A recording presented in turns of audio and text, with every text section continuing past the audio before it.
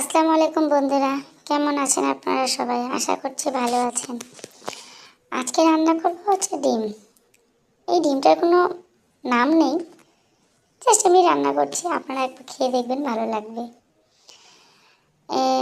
তেল দিয়ে দিলাম, তেলের মধ্যে একটু গোটা জিরে দিয়ে দিলাম, তারপরে একটু পেঁয়াজ কুচি দিয়ে দিলাম। এটাকে একটু হালকা করে ভেজে নেব, একটু এইভাবে ভেজে নেব। নেওয়ার পর নরম হয়ে আসলে পেঁয়াজগুলো ওর মধ্যে দিয়ে দেব কয়েকটা রসুন দেব, তারপরে দেব হচ্ছে আদার টুকরো, তারপরে হচ্ছে কাঁচা লঙ্কা দেব, দিয়ে একটু যে ভেজে নিচ্ছি, দেখতেই পাচ্ছেন। একটু বেশ ভাজা ভাজা হয়ে আসবে যখন, তখন এর মধ্যে আমি অ্যাড করব হচ্ছে টমেটো। যে দেখতে পাচ্ছেন টমেটো দিয়ে দিলাম, তারপরে আর একটু ভেজে নেব। নেওয়ার পরে একটু নরম নরম হয়ে আসবে, তারপরে ওকে সব ভাজাভাজি হয়ে গেলে পরে তুলে নেব। নিয়ে যে ব্লেন্ডারের মধ্যে দিয়ে দিলাম ধনে পাতা দিলাম, দিয়ে যে সব সেগুলো ভিজে রাখছিলাম পেঁয়াজগুলো, ওগুলোর মধ্যে দিয়ে দিলাম। দেওয়ার পরে এগুলোকে একটু মিক্সির জারে ব্লেন্ড করে নেব। ব্লেন্ড হয়ে গেছে, ওই একই কড়াইয়ের মধ্যে তেল দিলাম একটু, দিয়ে দুটো কাঁচা লঙ্কা দিলাম, শুকনো লঙ্কা দিলাম, আর ওর মধ্যে দিলাম একটু গোটা রাঁধুনি দিলাম, একটু ফোড়নে দিচ্ছি। তারপরে যে বেটে রাখা পেস্টটা আছে সেই পেস্টটা দিলাম এর মধ্যে, দেখতে পাচ্ছেন। এই যে দেওয়ার পরে একটু বেশ নাড়াচাড়া করবো। নাড়াচাড়া করে ওর মধ্যে শুকনো কিছু উপকরণ দিয়ে দেবো। এই যে হলুদ, লবণ, ধনে গুঁড়ো, চিনি, আর হচ্ছে শুকনো লঙ্কার গুঁড়ো।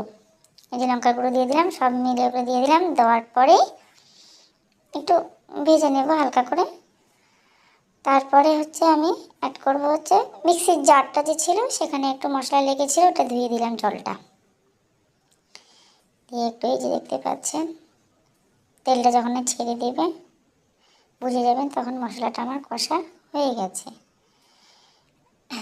এই যে দেখতে পাচ্ছেন তেল ছেড়ে দিয়েছে। ওর মধ্যে দিয়ে দেবো ডিম। হ্যাঁ, ডিমগুলো কিন্তু সিদ্ধ করেই রাখবো, ভাজবো না। ওর মধ্যে ঢেলে দিলাম, দিয়ে এই যে ডিমটাকে বেশ একটু লম্বা লম্বা করে চেয়ে দিয়েছি, যাতে বেশ মশলাগুলো ভিতরে ভালো করে প্রবেশ করতে পারে। এই দেখতে পাচ্ছেন, ওর মধ্যে দিয়ে দিলাম জলটা দেওয়ার পরে দিয়ে দিব ধনে পাতা ফুটে আসবে যখনই, জলটা যখন ফুটে আসবে তখনই দিয়ে দেবো একটু কাসুরি মেথি। আপনারা ঘরে ট্রাই করবেন, খুব ভালো লাগে খেতে। এটা কোনো রেসিপির নাম নেই, কিন্তু খেতে খুব ভালো লাগে। একবার এরকম করে ডিম রান্না করবেন, আশা করছি খুবই ভালো লাগে। দেখতে পারলেন যে ওখানে ধনেপাতা দিলাম, কাসুরি মেথি দিলাম, দিয়ে এখন একটু ঢাকা দিয়ে দেবো। বেশ ভালো করে ফুটে যখনই যাবে লবণটা চেখে নেব, যে যারা আপনাদের স্বাদ মতো লবণ দিয়ে দিবেন। তারপরে বলা যায় আমার ডিমের কষা একদম রেডি। খেয়ে দেখবেন, আর আমাকে অবশ্যই কমেন্ট করে বলবেন যে কেমন হয়েছে।